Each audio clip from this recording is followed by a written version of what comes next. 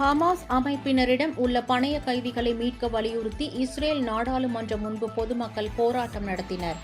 Israel மீது கடந்த 2023ஆம் ஆண்டு அக்டோபர் 7ஆம் தேதி ஹமாஸ் அமைப்பு நடத்திய திடீர் தாக்குதலில் 1200க்கும் மேற்பட்டோர் கொல்லப்பட்டனர். 200க்கும் மேற்பட்டோரை பணைய கைதிகளாக பிடித்துச் சென்றனர். இதனைத் தொடர்ந்து காசா மீது இஸ்ரேல் போர் தொடுத்து உக்கிரமான தாக்குதலை நடத்தியது.